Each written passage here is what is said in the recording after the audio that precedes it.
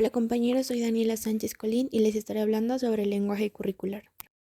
Giroux propone insertar la instrucción escolar directamente en la esfera política, considerar el currículo como un proyecto social fundamental para superar injusticias económicas, políticas y sociales.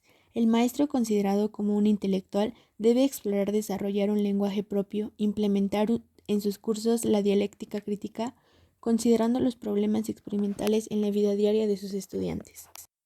Sostenemos la necesidad fundamental de la investigación educativa para crear un nuevo vocabulario teórico que asuma la primacia del lenguaje, la experiencia, la construcción social del significado y la subjetividad. Intelectuales transformadores.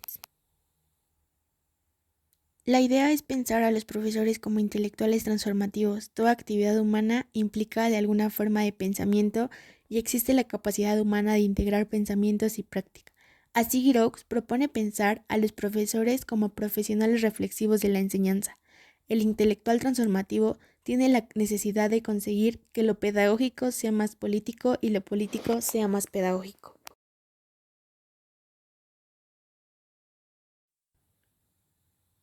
Los profesores deben ejercer activamente la responsabilidad de plantear lo que enseñan sobre la forma y los objetivos generales. Tienen que desempeñar un papel responsable en la configuración de los objetivos y las condiciones de la enseñanza escolar, dice Henry Giroux, y propone pensarlos como activos reflexivos, como funciones sociales dentro de una sociedad libre y democrática.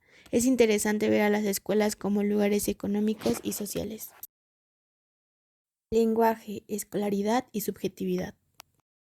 Los cursos principales del lenguaje en los programas de educación docente es cómo el lenguaje está activamente implicado en las relaciones de poder que generalmente apoyan a la cultura dominante. Un lenguaje teórico para examinar los procesos de escolarización, para guiar las investigaciones empíricas en los contextos educativos y para lograr un mayor acceso en una comprensión más crítica de las dimensiones de la ciencia social, cultural y política. La necesidad fundamental de la investigación educativa para crear un nuevo vocabulario teórico que asuma la primacia del lenguaje, la experiencia, la construcción social del significado y subjetividad. La pedagogía crítica y la crisis dentro del lenguaje de la teoría. Su principal tarea y hazaña es que ha servido a la importante función de desafío que puede ser vagante llamada ideología de la teoría y práctica educativa tradicional. La investigación educativa tradicional intentó la acción paradójica de la depostalización del lenguaje y la escolarización, al mismo tiempo la legitimación de las ideologías capitalistas, en posición de intentos tradicionalistas de suprimir cuestionamientos teóricamente importantes con respecto a las relaciones que existen entre conocimiento, poder y dominio. Los teóricos educativos críticos fueron capaces de desarrollar un nuevo lenguaje teórico y una forma crítica para sugerir que las escuelas fueran considerables instrumentos de reproducción social, económica y social. El conocimiento escolar fue generalmente puesto a un lado por una forma de ideología burguesa y los apartados de denominación que funcionan con un implacable, preciso y certeza absoluta.